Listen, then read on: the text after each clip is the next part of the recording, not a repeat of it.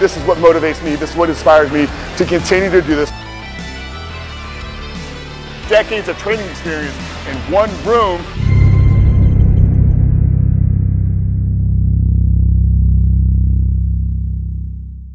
Hey guys, Frank Rich, www.masstheticmuscle.com, coming at you today from Powerhouse Gym in Tampa, Florida.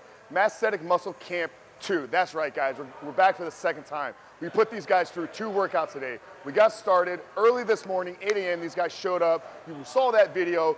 Back training, hypertrophy intense. This second workout today was a high energy, high metabolic threshold leg workout. How's everybody feeling? Back nice and tight, still pumped?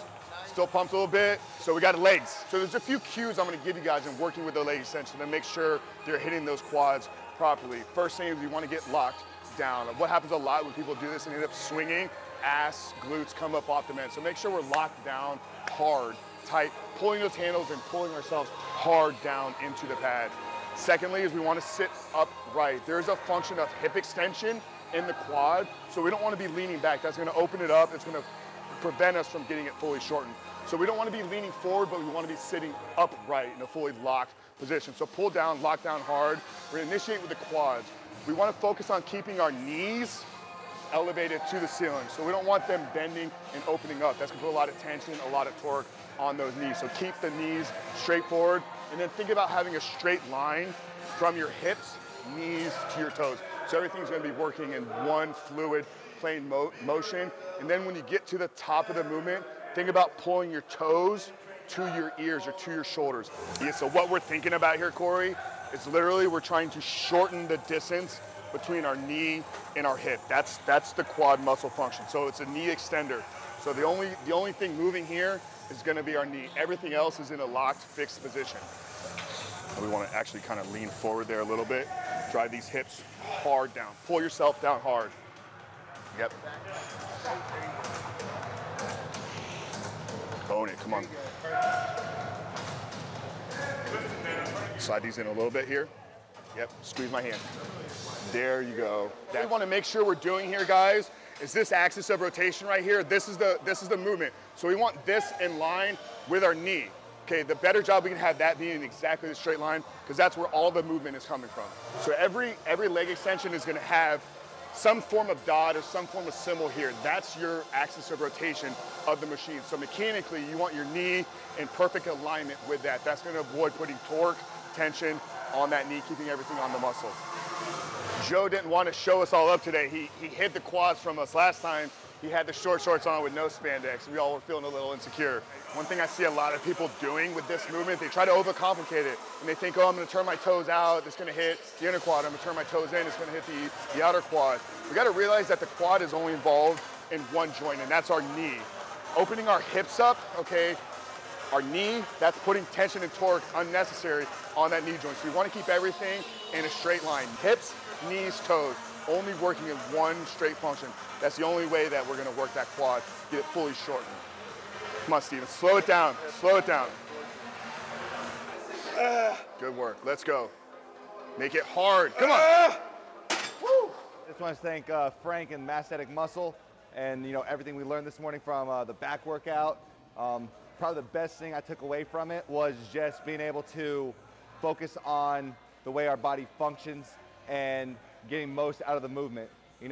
Whenever we're doing these movements, we want to power through them instead of listening to the way our body functions, the anatomy and the biomechanics, and just taking that step back, lowering the weight, really enabled me to really destroy my lats, rhomboids, and traps. It was great. I'm enjoying everything we're doing out here, and ready to go kick this next workout.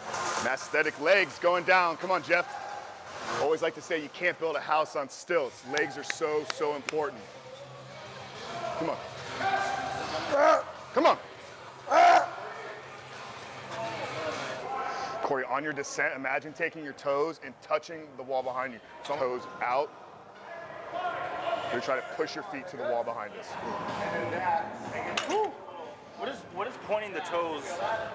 Like, I feel something, but I'm not quite sure what. So what you're doing, so you got to think of the eccentric portion. So a contraction is shortening the muscle. Eccentric is lengthening it. So by going like this, Like you're further, like you're getting your hips further down, and that muscle is getting longer, more lengthened as you come down. So that's why you squeeze it up, and then as you go down, almost like you're, like if the pad wasn't there, my thought process is this.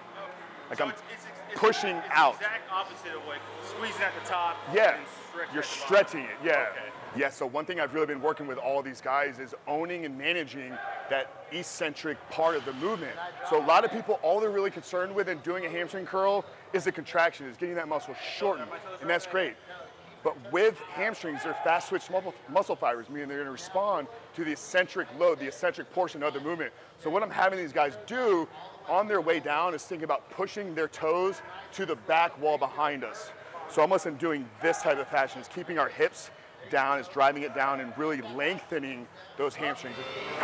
Yeah, big thing people always end up doing is they're focused so much on like the weight and the load is they allow their hips to drive up, and the minute your hips move, now that glutes are involved in that movement. So we want to try to limit as much movement as possible. The better job we can do at keeping just one joint moving, especially with a muscle like the hamstring, the more tension, the better response we're going to have in that.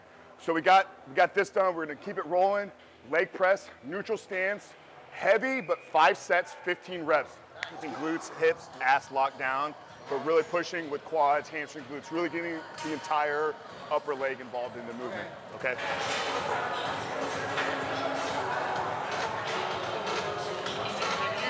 Push it up. Keep it locked. Let's go. Come on. There we go. Come on. Good job. Come on. Good job. Let's go. Come on, Joe. Here's what I want you to do. Actually, open your knees up a little bit and just kind of like open like your hips up. Like, you know, there you go. And let these kind of come out a little bit more. I always think about it as knee to my armpit. Yeah. Much better range there. Yeah, before you were getting like limited, so you're getting a much deeper range. Yeah, I had to do that for my squats as well. I had to be really, really wide. Yeah. Just had a great insight from him. So he asked me about his hips, and it's okay if he's okay to open them up. And this is where it's understanding your body, your mechanics, and what's gonna fit for you. Just because the guy in the magazine or the guy on TV is doing this, doesn't mean that's what you need to do. If your body, if you have wider hips and you need to get open up and drive your knees out to get the depth that you need, then you need to invest in the time to learn what's gonna work for your body. So special thanks for allowing me to come out here. One of my biggest takeaways from here is that not everyone's like carbon copy. Like we all get like stuck in our ways, seeing like, you know, the favorite pro that we like doing, you know, a certain workout a certain way, and then we see it and we have to emulate it in that way. But our body isn't that person's body. So you gotta like figure out how to work things out for yourself. So big one for me was the leg press. Like I was trying to do it very narrow and it just wasn't working for me. Frank came by, told me, open up my legs, and it's exponentially better. So that was one of my biggest takeaways, that everyone's not a carbon copy, and you just gotta find out what works for you and like tweak it and make it work for you. Yeah, so so you got long legs, man. So you really wanna like, obviously you have pretty wider hips too, so you wanna be able to like really get that depth while keeping everything locked down in here. Let's go, work, last set, let's go. Good work, come on. Well, yeah, but your feet, so your feet is rolling in this way. I want you to literally like smush your feet up against padding. Keep it a little bit on the outside. See how your ankles are rolling in at the top? You can open them back up. Come on. Let's go. Come on. Come on. Control the negative. Let's go. Control it. Come on. Come on. Feeling good? Legs on fire? I know I got a little sweat going, so I'm sure you guys are probably like pretty fired up. All right, we're gonna keep it moving. Metabolic work, so we're keeping pace, keeping it going. We're doing power squat. So we're gonna get 2 stations set up. It's gonna be on the hammer strength and then the one set next to it, so it's a free motion. But what we're looking to do is really get out far and wide, really open everything up. We're gonna control the eccentric down. It's like a 3-second eccentric and then explode on the way up. So keeping the concept of metabolic conditioning, but we're really gonna get the central nervous system firing. Yes, so what we're doing here is you guys may not have these exact equipment, but every gym out there, whether commercial, YMCA, wherever you're training, probably has some form of power squat. But what we're looking to do is something that we can really get our feet open up far and wide out in front of us. And we're doing a 3-second eccentric, so really controlling the negative and then exploding up. So it is a power movement. 3 second down, up, come on. 1, 2, 3. Up, come on. Up, come on. Big Jeff, got to show everybody up with the big legs. Bringing out 3 plates here. Let's go. Talking about, look at these calves. Come on. 3 second, control it on the way down. 3 second negative, let's go. Now explode, come on, control it. Yeah, it's gonna make it a little bit harder, buddy, come on. Let's go, 3 more, 3 more. Come on, let's go, let's go. Nice work. All right, guys, heel elevated front squats. Does anybody know why we do a heel elevation and what the reasoning behind it is?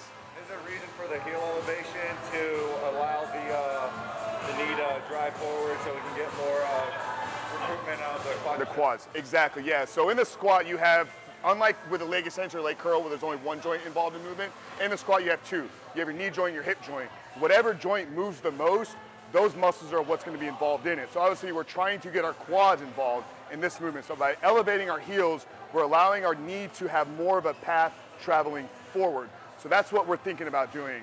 And I know probably a lot of us have maybe been taught or heard or read, we don't want our knees going over our toes. Complete bullshit. There's no reason why we can't. It's just false information. So we're trying to get our knees as far over our toes as possible. That's what's going to get that quad recruitment involved in this movement. So we'll get 2 stations rolling, 4 sets, 8 to 12 reps. So what we're doing to enable to allow ourselves to get that slight heel elevation, and this is probably what you're gonna have to do because not many gyms have a wedge or a platform you can slide your feet under, is you wanna find a pair of small plates.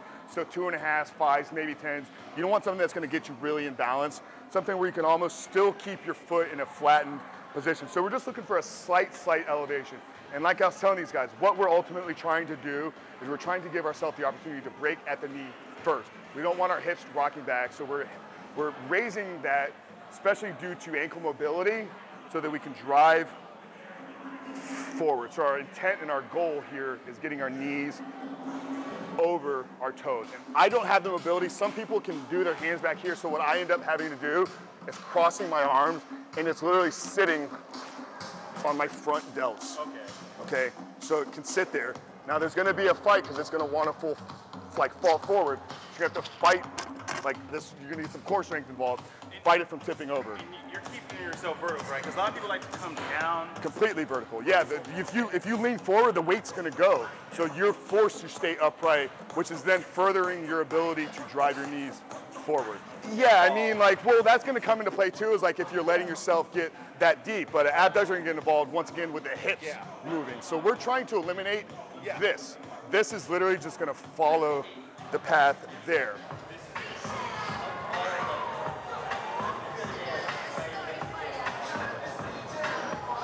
Much better. Come on, Steven. Come on. Come on. Let's go. Come on. Let's go. Come on. You got it. Come on. Joe, I want you stopping like about 2 inches. There you go. Yep. Come on. Let's go. Come on. There you go. Own it. Own it. Let's go. Last movement for the day. This is it.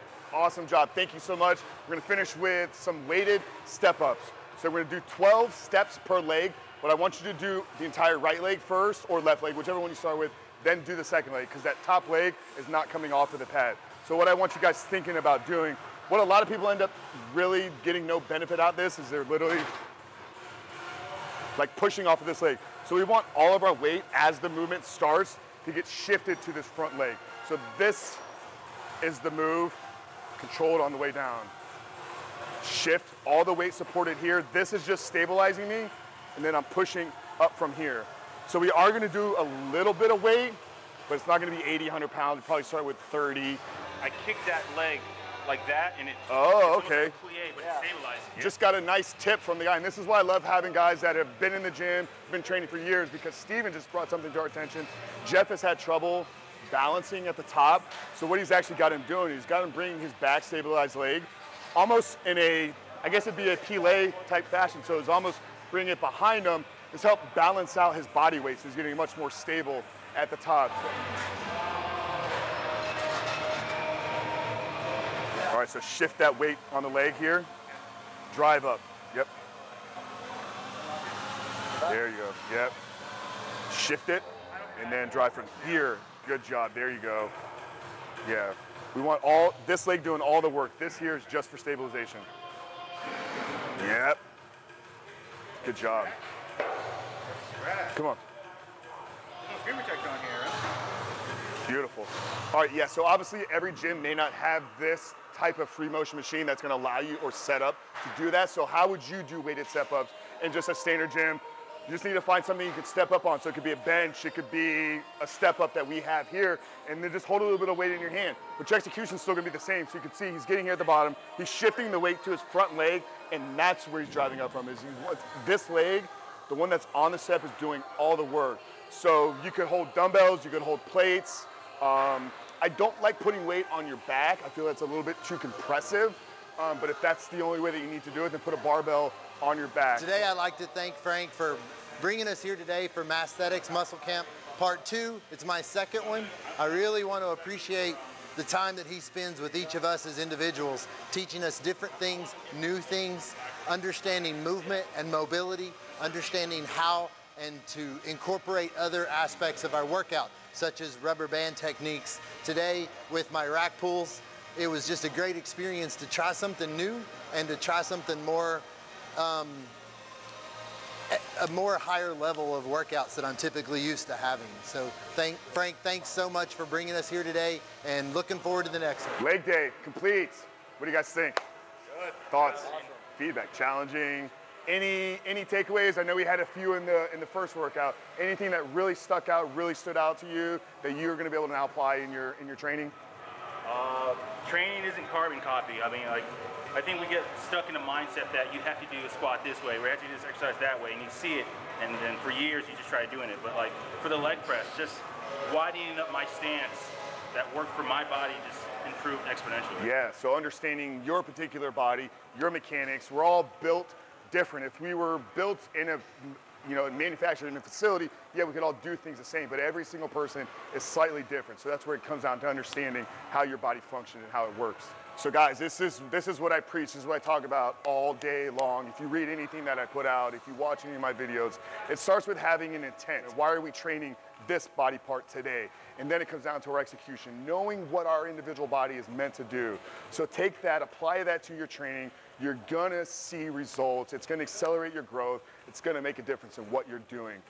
Really hope you guys had fun today. I know it's always a pleasure for me to have these crews in here. Like I said, the little cues that I pick up from you guys, we have decades of training experience in here. So that is a true value to me. So I appreciate everything you guys brought today. It's really been, an honor for me to have every single one of you in here. I know I see you guys on a constant basis, and we get chances to talk a little bit here and there, but having the group together really means a lot to me. So thank you so much, guys. I appreciate it. I hope you enjoyed what you saw here today. MasstheticMuscle.com. It's one free week of Massthetic Muscle workouts.